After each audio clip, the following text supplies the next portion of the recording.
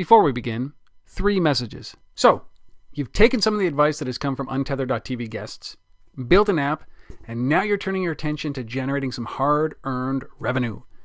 Then you should be looking at Pontiflex app leads. Some of your peers who are using app leads are earning CPMs 100 times the industry average. And if you need any other reasons to start, I'll give you 2 more.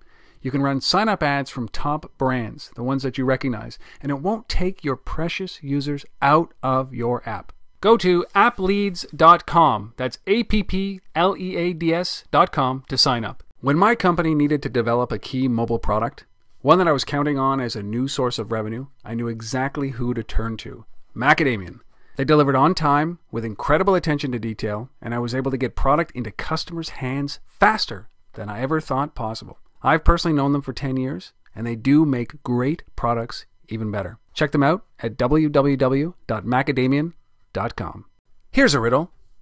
How do you build native cross-platform mobile applications quickly without having to rewrite code and hire consultants at a huge cost? Titanium from Appcelerator. Called the easy button for mobile application development, it allows you to focus more on what's important, getting product out the door. Join the more than 1.5 million active developers who have created over 13,000 apps at www.appcelerator.com.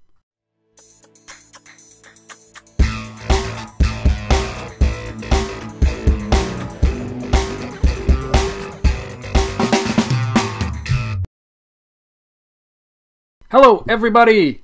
Welcome to Untethered.tv. My name is Rob Woodbridge. I'm your host. This is that magical mystery ride where we take you down the tunnel to go and dive into what makes a good mobile company, what makes a good mobile product, and how you can leverage somebody else's knowledge to make your product much better, whether it's a game or an application, it doesn't matter, or even a piece of hardware.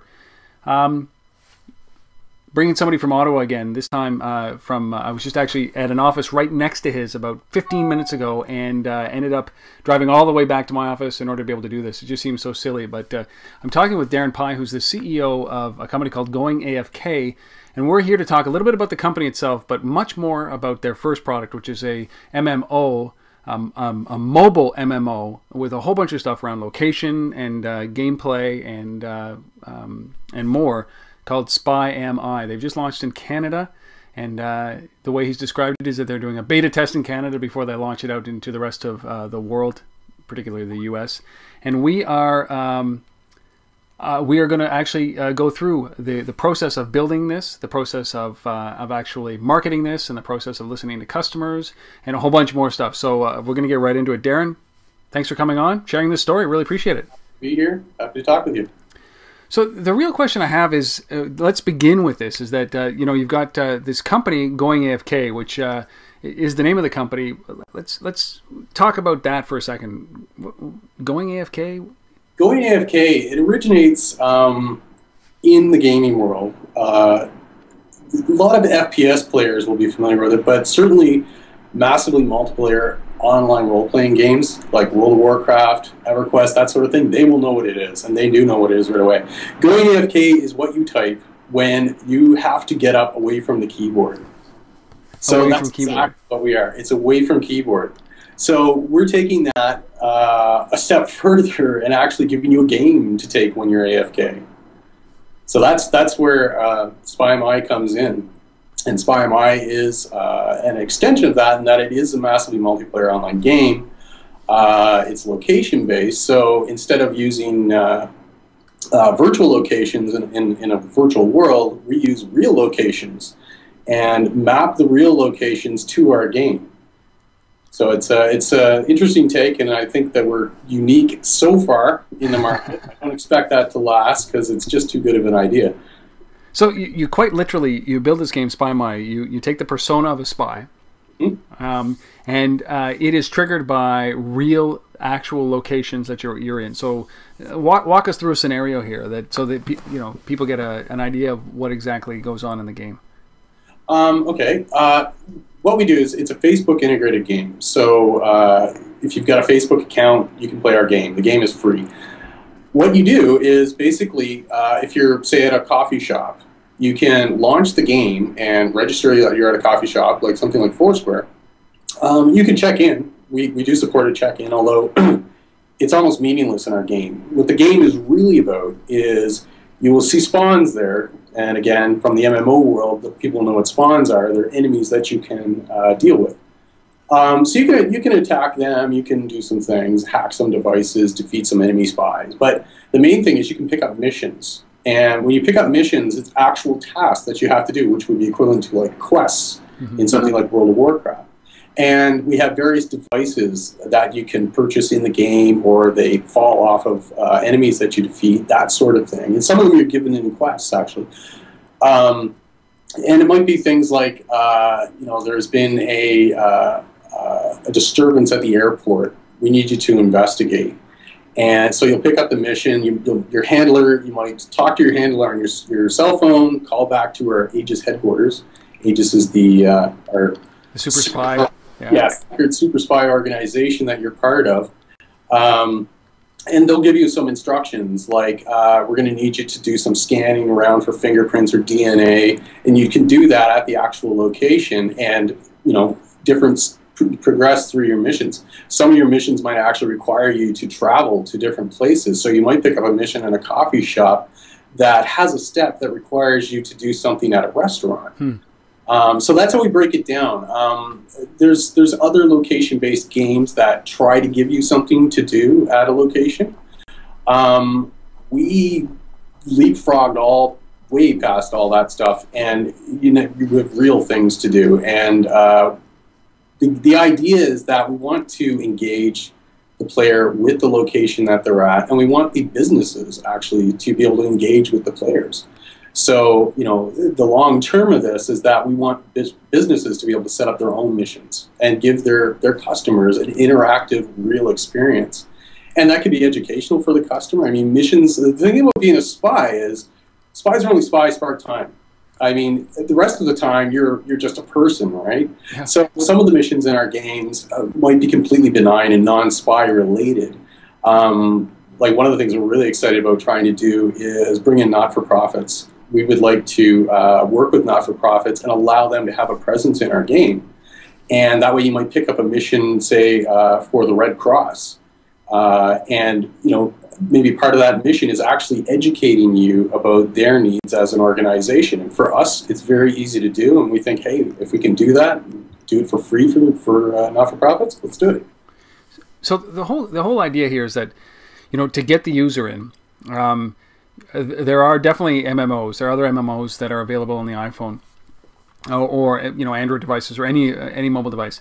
But the real distinction is that this is not just a check-in technology. This is a really, so if I'm at a Bridgehead or a Starbucks or something like that, somebody could have created, or you could have created a mission for me to do there. I do that mission there, but it's only limited to me being in that physical location. So I have to be there to do the mission.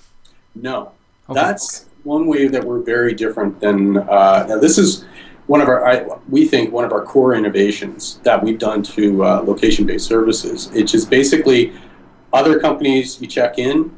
Ours, you check in, you take it home with you. Like taking your work home. You take the mission home with you. You can work on it remotely, which means what you do is, in our game, you can place mark a location. And that actually you carry it around with you. So you can be at home and work on a mission that you picked up at Starbucks. And it's a very powerful thing. We have a lot of, it's very powerful for other players. Like it's almost turned into a life of its own in terms of what happens to it in the game, because places become valuable. Like they're not just valuable because they're giving away a free latte. They're valuable because they allow you to progress in our game. Yeah. So key locations like coffee shops, Bridgehead. There's major battles going on out of Bridgehead here in Ottawa, for example.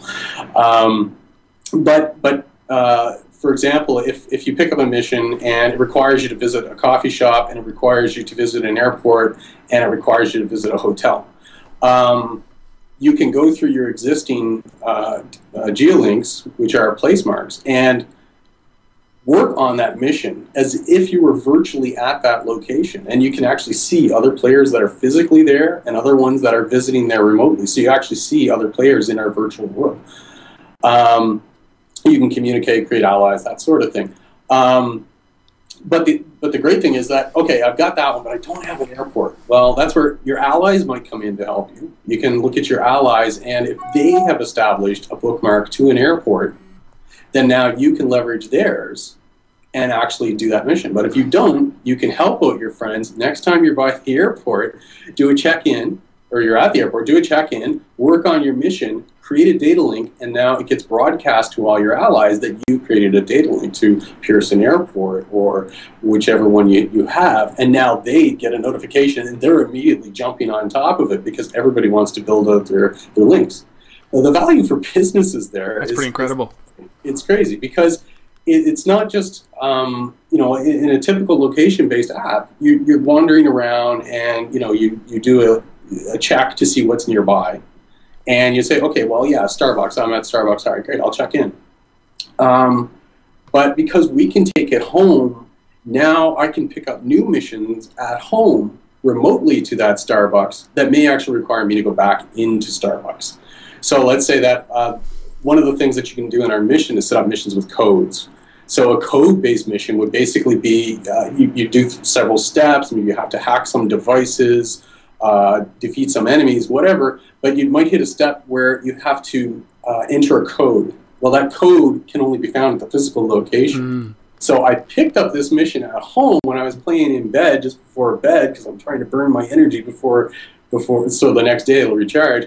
And all of a sudden I see that I need a code. All right, I'm going to stop by Starbucks tomorrow, grab that code, punch it in, and now I can progress on my mission.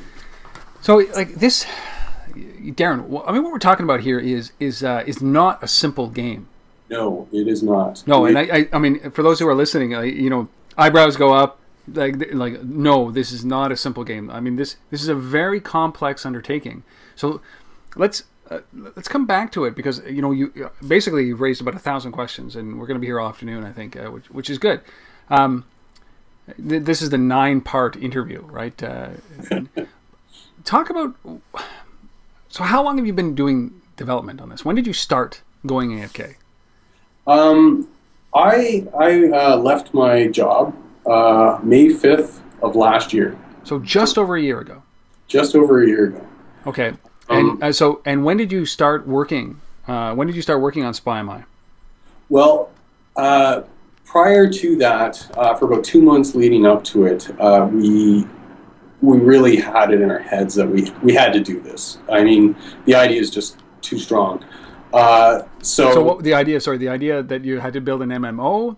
Well, the idea that to get again, like we're early adopters on things like Foursquare, that sort of thing, where you get the check-in, and the value of some of these things is obvious from a social standpoint, but it's not engaging to me at least.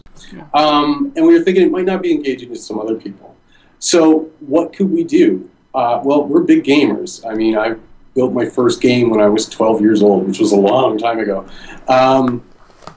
So we started thinking, like, how can we take this to a new level? What can we do here to really make this different, really bring out some value for the players and for the businesses? So we approached this from a business standpoint from the beginning. I mean, my background certainly has been primarily business development, business software development. So, I took that knowledge and said, well, okay, how can we bring a game in that's going to leverage and be beneficial in all these things that I would want as a business? What would I want? I'd want real value. I'd want returning customers. I'd want to drive foot traffic, all these sorts of things. So we played around with the idea for a couple months. We went through several iterations of what we might build, like what kind of a game we might build. The initial idea was really a generic game, and it seemed too generic. Like, we wanted to have an engaging experience.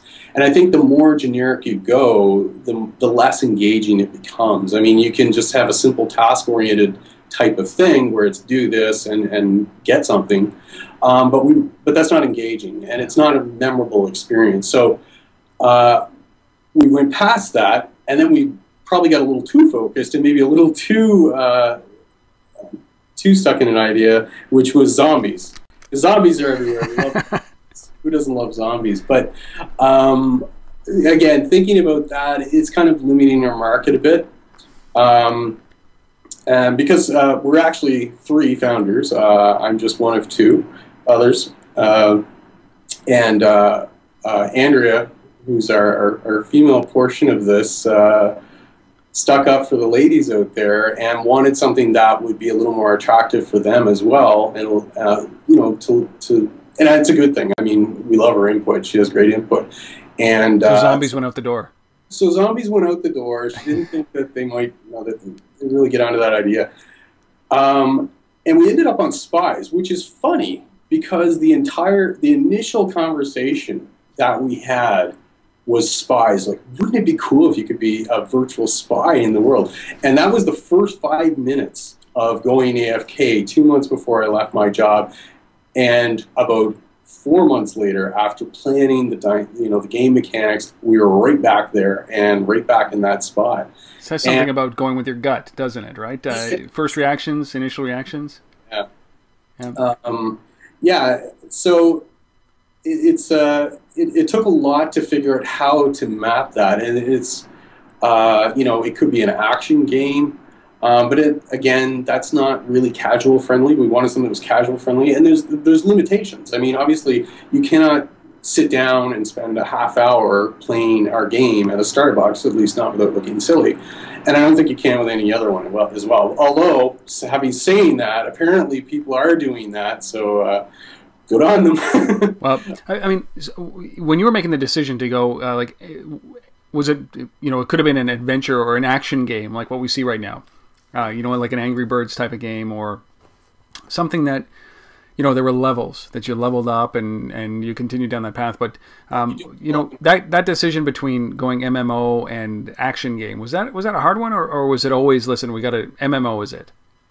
I think the conversation on action lasted about 10 minutes. Okay. Because why? It's just too limiting in terms of, it might be fun for the players, but it's not going to be useful for businesses. Right. Because again, that's from the ground up, we wanted to build something that has value for both. It's funny though, that's an interesting take. Is that I see a lot of companies that are out there. They're building, they're being creative on the gameplay. So this is something that they're building a game, and then they're building that game for one of 2 reasons. One is to sell it, right? $1.99 or $2.99 or $5.99, distributed across multiple operating systems, the same game, and then even do what an Angry Birds did, which is kind of, transcend mobile and into everything else.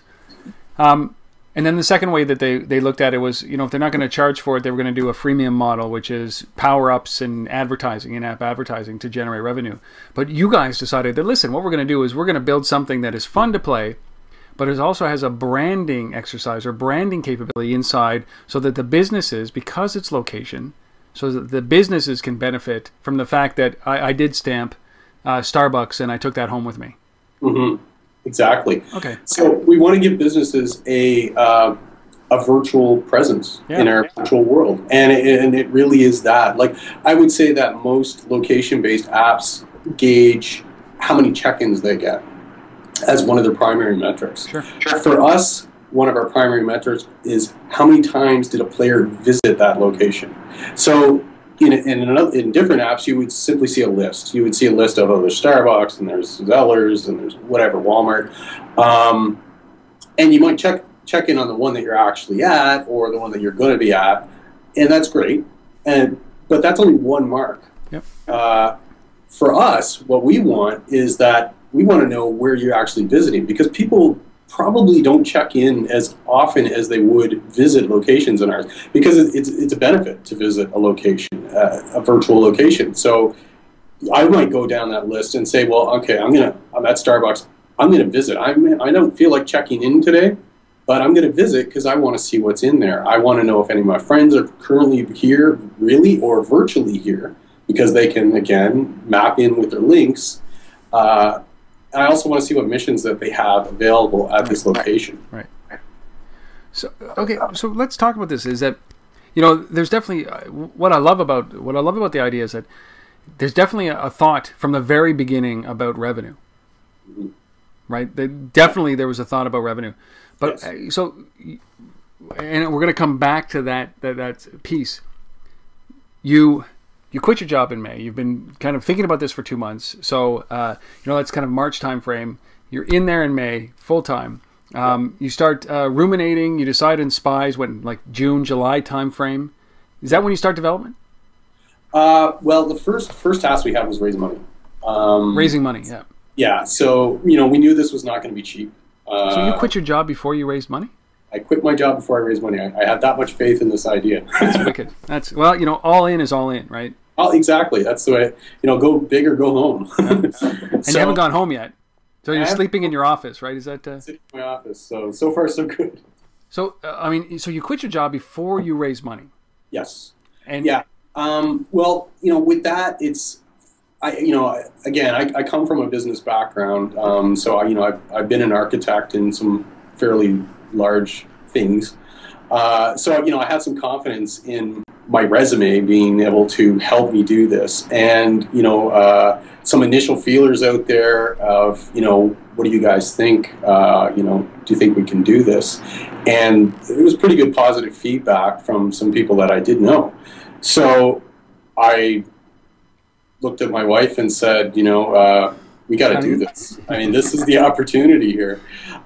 So yeah, I jumped ship and started working on the business plan and the game design and all of that really, hitting the pavement in terms of capital angels that I could reach out to in Ottawa. And sure enough, we were able to raise the money in the timeline that I had hoped. How long did it take you to raise? 3 months. So 90 days from May to raise? Well, yeah, we got our first money in September. Okay. But basically there was a lot of planning up front and getting the business plan together. And then it was, from contacting the angels to actually getting checks in the bank was about 3 months. So that was the course. We had to have time to build the business plan and really elucidate the idea, because one problem with this idea is very large in scope. It's huge. It's huge. And it's the kind of idea that's not friendly for elevator pitches, because there is just too much value that can't be expressed in 30 words or less. And we still haven't even begun to touch on it, in my opinion. But as you can see, even what we've talked about so far, there's a lot of potential in the idea. So it really took writing up a business plan and getting some presentations together to actually explain the scope of this thing. And I think the first question that the investors came up with was, how are you going to do this with this much money, with this many resources? Yeah. So yeah, I mean, it's definitely one of those things. I think probably the biggest gamble we've taken so far was scope. I mean, to develop an MMO for the kind of money that we did in the time frame that we did is a pretty impressive achievement, in my opinion. So it's our biggest achievement. Well, talk about that for a second, because was it hard to raise the money? Like, when you brought it to an investor, what got them excited? Was it the fact that it was a mobile game, an MMO? Was it a fact that it brought in brands? Was it location? Was it just because it was mobile? Was it because it was you? It was all of that. It was all of that. I need one. We're looking for the magic bullet here, right? I think the magic bullet was probably location-based. Because at the time, I mean, obviously you're very aware of this market. It's an exploding market, and there's just so much potential for somebody to get it right. And right now, there's definitely some strong players in the field, and they're doing their thing. But we were thinking, what's this all going to be in 5 years? Where is it going to be in 5 years? And what are people going to be doing then? And that's where we wanted to target. So we want to be on the bleeding edge, and rather than trying to follow what's there, we wanted to set a new standard. So we've been trying to be LBS 2.0 from the beginning. So I think that was probably the biggest thing that got people excited, was the market. And then after that, I have a reputation with the people that know me of being somebody that can get a job done. And I think other than that, my passion probably sold it a lot as well. I get pretty passionate about talking about this, and I'm just super jazzed about this market and the potential of this and the game. And so far, the feedback is probably the worst thing I could be getting, because the feedback's been really good, and it's putting me into this cycle of super jazzed. I mean, it's interesting though, because I've talked to a lot of mobile game developers, mobile game and just app developers, and people in the mobile industry, obviously through Untitled and other things, and they're not. Some of them aren't. Some of them are all in, but nobody like this, right? Where like, okay, so we got some funding, then I quit my job, or we generated enough sales, and then I quit my job. But I talked to a lot of guys who do the new 9 to 5, 9 p.m. to 5 a.m. in the mobile space. They're building apps, they're building games, and they've committed their nights, but they haven't committed their lives to doing this. And even though their ideas are sound and they're generating revenue, so kudos for that. I mean, this is an all-in play. But were you ever worried that the people that you talked to, your friends, your associates, they were placating you about the idea? They're like, "Oh yeah, Darren, that's great, nice job," because they're friendlies? I don't, not for me personally. I think it's because, like, I called a few things in the past that I thought were going to be really big. Like, I had a product back in 1996. I'm sort of dating myself here a bit, but well, you were only 12, right? Idea. It was a really neat idea, and what it was a blog type of thing where people could go and set up a little website and actually write about themselves and the sort of things they wanted. And at the time, I couldn't sell the idea. Yeah. Why are people going to want to write on the internet? Like, the internet's for, it's for companies maybe in the future at some point. So there was a few things that I did that were a little ahead of the time. The next thing that I did actually was I thought that animations and video and things like that would be really cool to have on the internet. And this was about the same time period. And again, very difficult to sell, at least in Canada. Yeah. I think a lot of the ideas I had obviously probably would have done very well in San Francisco. But again, couldn't sell the idea. So I have a certain confidence in myself, having seen Flash come out and obviously take over, and blogging being everywhere now. So I sort of always had, I feel, an ability to call what's going to be the next big thing. And so I've been watching location-based for a while. Right. And certainly seeing some of the success that some of the others in this market have been having in terms of raising funds to grow, and some of the partnerships and deals they've been coming up with. All of that's really just fed it for me. And I think the timing was very good for my investors, because I was sort of, I came to people initially with, okay, well, there's these numbers and these guys have raised this much money, and then things are happening so fast, I could go back to them 2 weeks later and say, now they've raised another 20 million. And I think they could see the potential in this market. So you raise the money. It's a small amount, and I'm a big fan of raising small amounts and not taxing the team and not starving the team. Yeah. Or limiting its potential. But you raise a little bit of money, and then you push out the product, and you've just launched in Canada in May. Yeah, 2 weeks ago tomorrow. So 2 weeks. And interesting here is the reason why you launched in Canada only was why? We launched in Canada because, again, my background in software tells me you need to do things right. We didn't want to have some of the stumbling blocks, certainly, that I have seen some of our would-be competitors have done in terms of releasing too soon, releasing when the product isn't developed enough, not scalable enough. There's a lot of things really to get that right formula. And I'm not a wizard. I'm not going to be able to just pull that formula out of the air.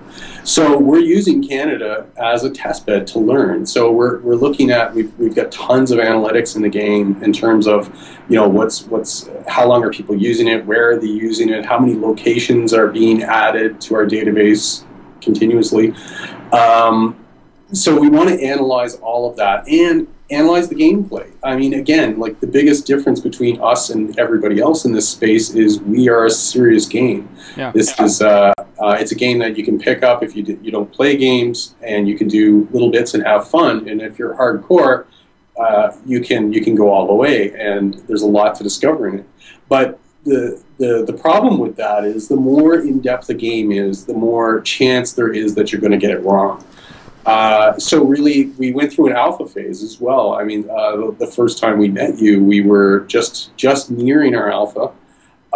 We went through alpha for like 3 months, working out the bugs, working out what makes it fun, what's going to get people addicted to the game, to be honest. And you know, now we've released again. We got a lot of our alpha testers were hot to get back on the game and see what we've done. The feedback from them has been amazing. I think because we listened to them a lot. We took all the feedback that we got, and we tried to get as much of it in there as possible. And now we're going the next step, which is the beta. So in the beta, we want to see, we want to start reaching out to some businesses in Canada, in Ottawa in particular, to do pilots with them, to understand now that other side of it. How can we work with them?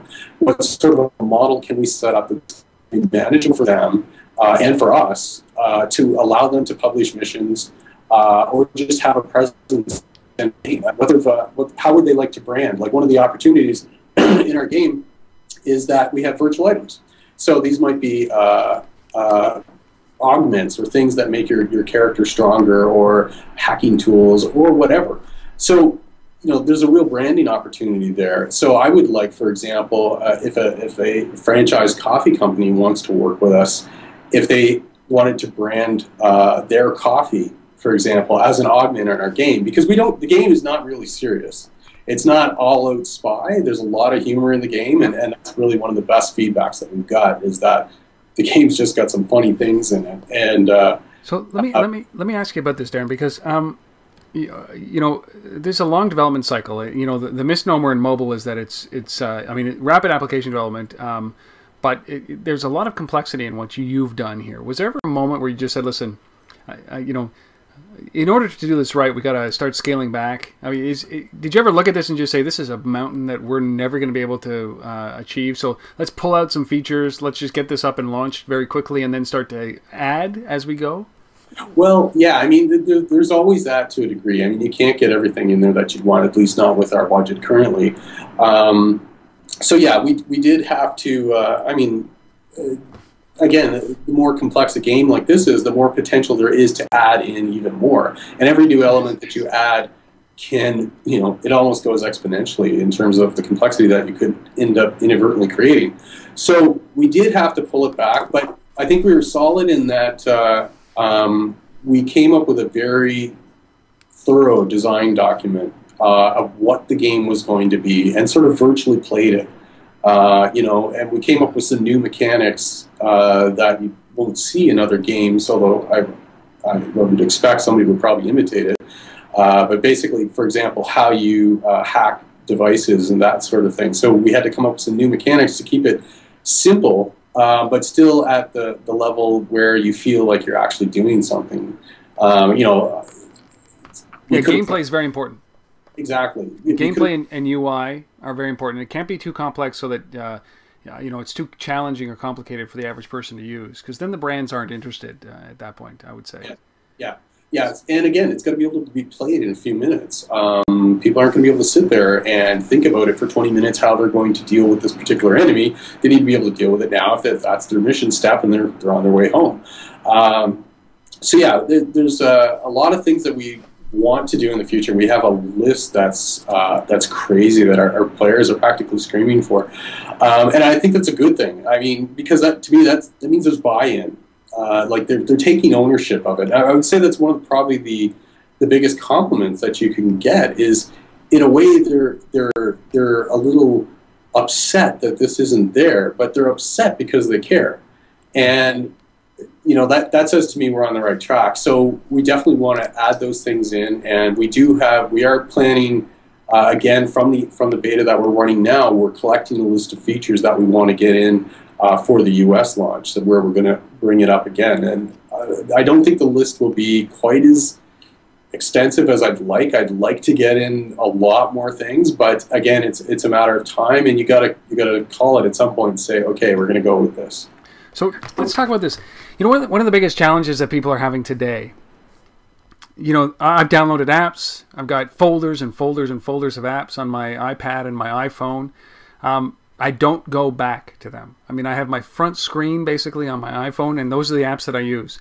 Yep. How do you get people back into your game? So people start using the game. They love it. They love it. They love it. They play it for a long time. How do you get them back? There's a couple ways. One of the game mechanics itself, again, going back to these place marks, people start obsessing. They feel like if they're at a new location, they have to pick up that place mark because it might be useful for them later in the game. So people will launch the game and just collect place marks, and that gets them back into it. And there's always a sense of discovery in the game as well, whereas you don't know what mission is there. Is that the mission that's going to give you that uber item that you've been trying to get? Or maybe there's a spawn there that you need that you had from a mission before, and now you can finally finish that one up. So the game itself lends itself strongly to that, and that's some knowledge that we took from like the MMO world. Like, why do people play World of Warcraft over and over and over? Yeah. And it's these game mechanics that are in there that do that. And the other thing that we have is your allies. When your allies do things or make make progress in the game or add place marks, check in at places, you get a notification. So it's very easy to just, you've got I noticed one came up here while we were talking. So apparently De Niro linked at the Ottawa Flying Club. That's telling me, oh, well, what's she doing there? And again, I know that in the game, I can click that, hit view, and see her at that virtual location and interact. So there's very compelling things to that. And that's why I think we're getting crazy usage times. Like players are playing the game a lot more than we expected, and it's a great thing, but it is a problem. Why is it a problem? Well, it's a problem simply because we need to be able to keep ahead of our players in terms of when they reach a certain point, we want new things for them to do when they level up and new items in the game. And we're a small team. Trying to keep up with the power players is a little crazy, and that's the exact same problem that MMOs have. Mm-hmm. And it's interesting to me that we're developing it. So it wasn't, we expected it, but I think that would be one thing that we didn't anticipate well enough, which was how fast and how obsessive people would get about the game. Like there's people that have downloaded the game and played for 5 hours straight. Now it's like, when does somebody download one of the other location-based apps and go at it for 5 hours? They don't, right? That to me that's incredible. I mean, it's not surprising because I've found myself immersed in an MMO on a mobile device, and for some reason feel compelled every day to go and check it out. And then maybe sometimes I get distracted, and I come back and I got $4 million in loot, which is great because it's accumulated. I've died 77 times or something like that, but. When it comes to marketing this, how is it that you can, how are you planning on creating awareness? Like, so you've got some big fans and you've got some other things, but it seems very insular. So if I'm on and I know you or I've linked with you, you see all the stuff that I do, but how do you go out? So it's obviously streamed on your Facebook fan page, so you're trying to do it virally like that, but yeah. Or if I check into a place and I can send it to Facebook. But yeah. I mean, one of the biggest challenges, especially in this crowded space, is the gaming space, is that you're competing for eyes, you're competing for awareness.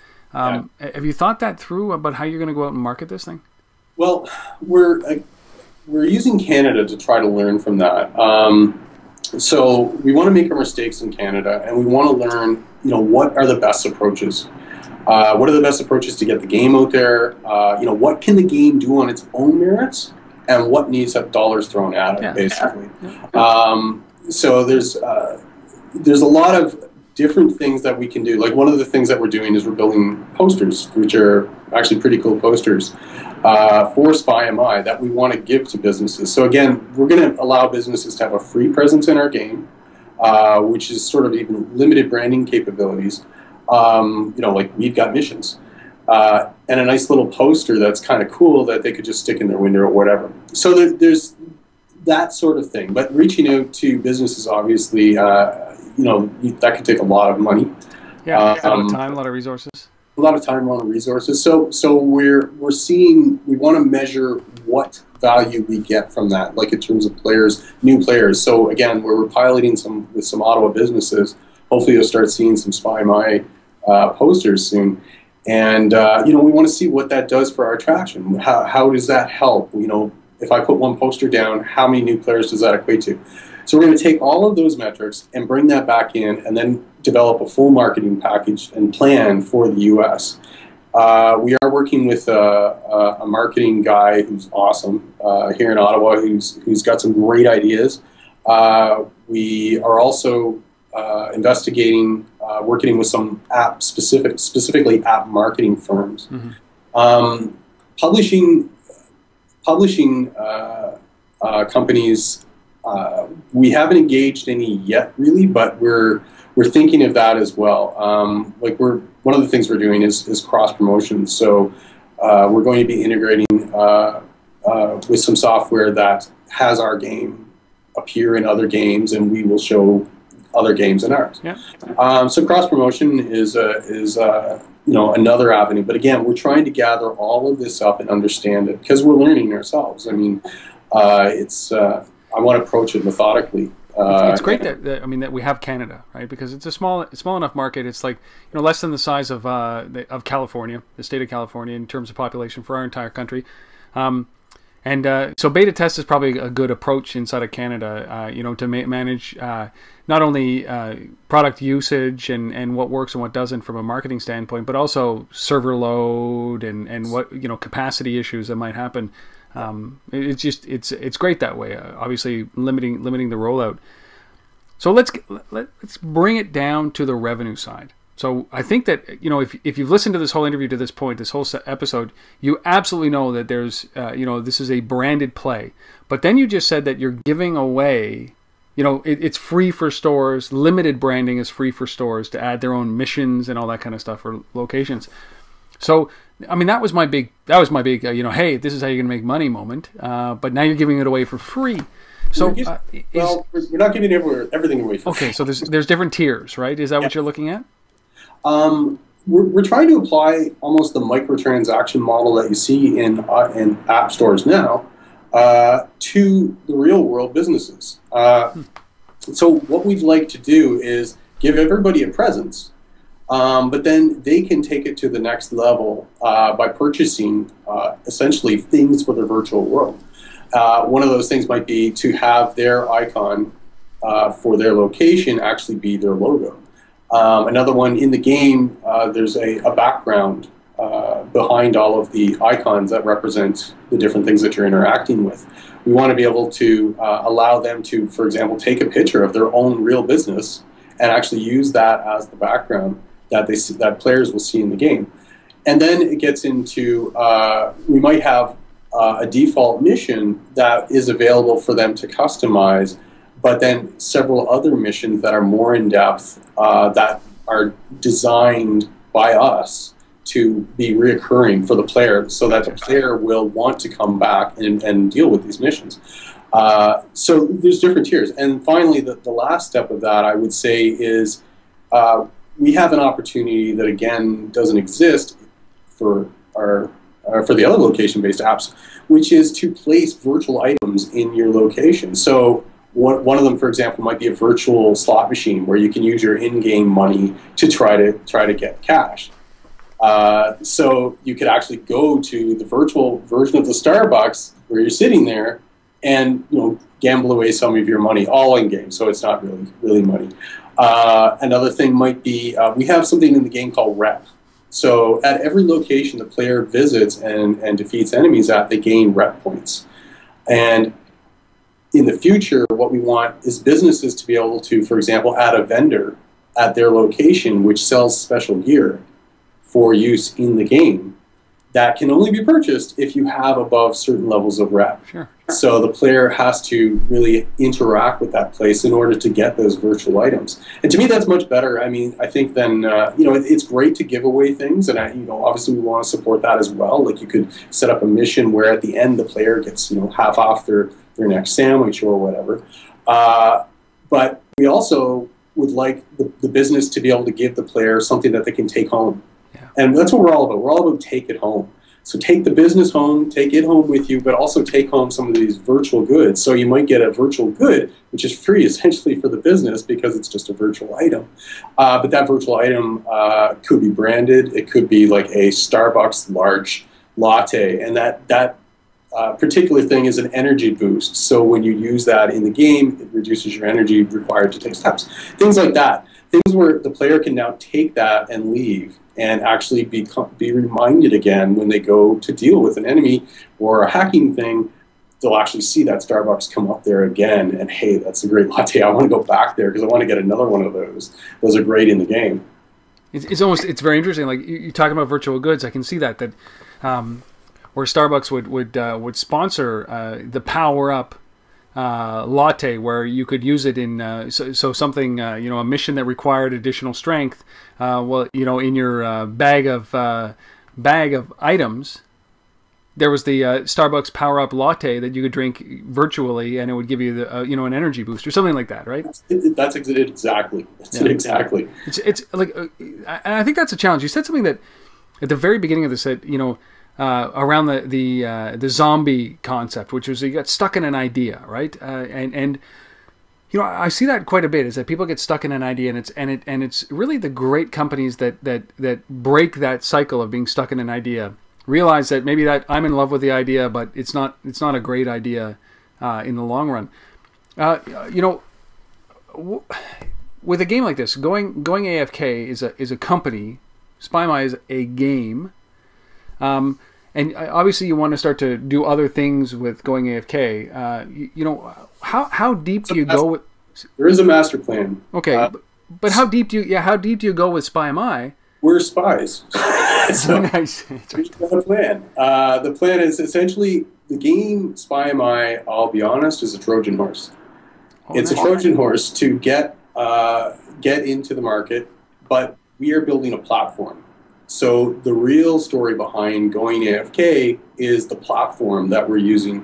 So we're using SpyMy to flesh out all the different things that we want in terms of a game engine. And to demonstrate it, obviously. And to demonstrate it. Yeah. But we picture going horizontally, building multiple games. So, and again, this has been the plan from the beginning, is that we want to be as valuable to businesses as possible.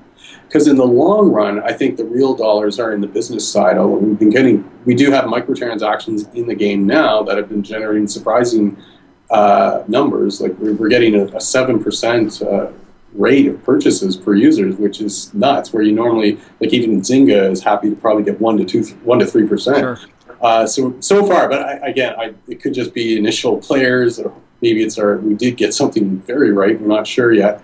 We're still analyzing that. But in the long run, the real value for businesses is getting players engaged with their location. Yeah.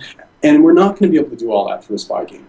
So we want to build other games. And it could be games that are tailored to maybe specific industries, like let's say it's construction or like home improvements, that sort of thing. You could build a construction type of a game on our game, where basically, people are building virtual decks. So, I'm just throwing this out there. These aren't the real ideas, but it's something. It could. I mean, the idea is that it's a platform. It's not just one game. And with that, we should be able to cross promote across our games, and have the player get benefits across our games as well. So if you are a pink powder puff makeup game, and you play that, and you get rep points at a location, and then you decide to pick up SpyMy, well, that location already has a relationship with you. So you are one in all of our games, all across our games. But you might have different personas, but you're still you. So for the business, you're still you, and for you, you're still you. That's still the business. So you might just be doing different things, but that will allow us to have a real understanding of that this person really is interested in this location, and they really do care about it. Because that's the thing. Like if people are place marking places, it's because they care about them. They're interested in that place. So we want to carry that across the game. Have your place marks go across all of our different games on this engine. Well, I think that the statistics that you must be able to gather from this is staggering, and I think that that's really an appealing part to this, is that you can tell me how many times that Starbucks has been tagged and brought home. You can tell me how many times I've been in there. If I'm the brand, you can tell me how effective this is, because it's totally measurable, and yes, my reach and influence, because that's what mobile allows you to do. How many people have taken that Starbucks that I've tagged and brought it into their gameplay and done, so you can absolutely find the virality of what's going on inside of this game. Yeah, like when we first released the game, we started getting the initial downloads. It shocked us in a sense that, like, you can watch data links. Like, I want to get a map of this, of the place marks, how they're spreading. Like, because I'll get an ally and then I'll see that they have a place mark to somewhere. I'll say, hey, I want that one. Yeah. And then my allies now get that I've picked up that place. So let's say it was like Bridgehead, downtown Ottawa. And all of a sudden they're getting it. And then, hey, I want that. And then they get that. And then we're all doing missions now with Bridgehead down, there. And like I said, it's a way for Bridgehead to reach somebody that maybe has never even been to Bridgehead. Yep. Just through the virality of it, they picked up a mission, and then, hey, well, I'm going to be down there. I got to finish up this mission that I picked up, even though it would have never crossed their mind. And I think that that's the real power of what we're doing, is that we're trying to innovate on the location based to make it something you share, rather than just something that's for you right now. Where am I? I'm here. Okay, I check in. I'm done. Yeah. We want you to take it home, and we want you to give it out to your friends. So it's a great summary, and I think that that's really what happens. A lot of brands are looking for, what's that next step? How do I keep people coming back? It's not about being there at that moment. It's being there the next time and the next time and the next time. Exactly. So innovative ways to actually draw people into your business, all for it. If you look back, last question here, Darren. If you look back and you say, I gotta leave people who have listened this long or watched this long a little nugget here. And if you look back and you think, what's been the most surprising thing that panned out for you? Like, you thought a year ago, like, oh man, that's never going to work. Has there been anything on the marketing side or the product development side that you look at and you say, we did this, and boy, has this ever been so good to us? It's hard to summarize it in one thing. I think any entrepreneurial adventure, I would have to call it an adventure. Yes. Is disease, adventure, same thing. Right? Affliction. Exactly. It's a step. It's a step process. So you'll come across different hurdles, and you try to deal with them one at a time and get over them. And there's been obviously so many hurdles that we've had to cross, and I think we've been lucky in that we've been, I think we're a seasoned enough group in that we realize these are coming, and we are prepared to be surprised. So there's been surprises on all levels. I mean, there's surprises in terms of, technical surprises. How does this work? Well, this wasn't quite what we thought it was.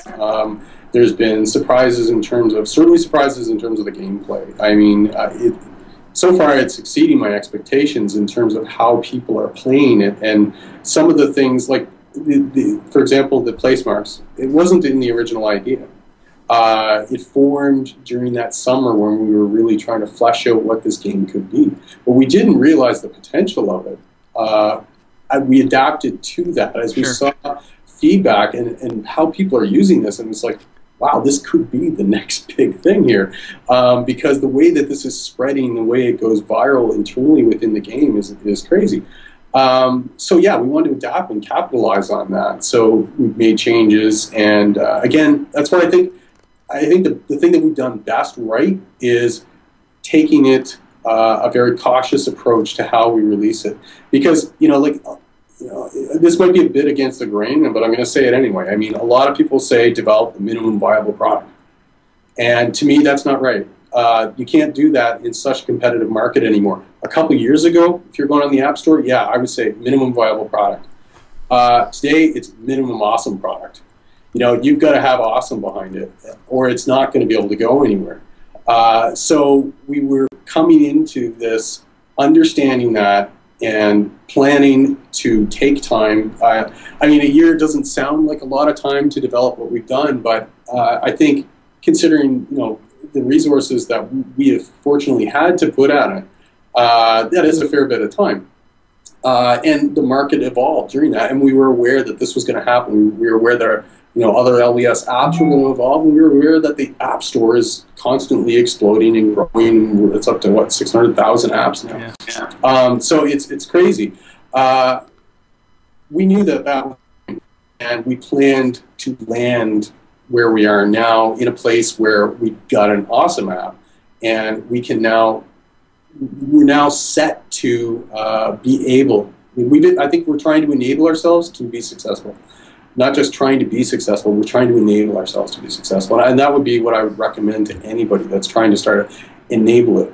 Don't just think it's going to happen. It's funny. I mean, that's a great way to leave it. A minimum awesome product. What's the minimum awesome product that you can do? So where do people find out about this? This is iOS in Canada only, obviously. Do you have an ETA about a US launch? Well, we're looking at between 2 and 3 months, depending on, it's more the list of features, and that's the hard part for us, is we want to get that in, and all players are just begging for this and begging for that. But obviously we are going to have to cut it off. So we're looking at 2 to 3 months max before we launch in the US. But so if you're in Canada, or if you have a Canadian iTunes account, just do a search for SpyMI. Yeah, or go to www.spymi.com, and we have a link there. And Going AFK has its own website, goingafk.com. Mm-hmm. And you can check it out there. And love to hear some feedback. Obviously, so with Darren, he's getting it right now for the use that is going on. But if somebody can sit down and operate the game for 5 hours consecutively, there's obviously some value, and there's an addictive quality to this game. And so go and do it. Darren, man, thank you. Thank you, Rob. 2 things. I love the fact that this is an Ottawa-invented company. An Ottawa-invented game, and I think that the minimum awesome product concept should spread. I mean, that's something that should go virally as well. So I really appreciate you coming on and sharing a little bit more about what SpyMI is and Going AFK and the master vision. You're welcome. It. And for those of you who are still watching this, listening to this, participating, coming back day after day after day to listen and learn from people who I think are changing the mobile industry. Really appreciate it. I love the fact that you're doing it. If you have any feedback about this, reach out, untether@gmail.com. Always up for hearing, listening, discussing. And if you have a suggestion for a guest, love to hear it. And I'll get them on, whatever it takes. Thank you, Darren. You're very welcome. Thank you, folks, for watching. We'll see you guys next time on Untether.tv.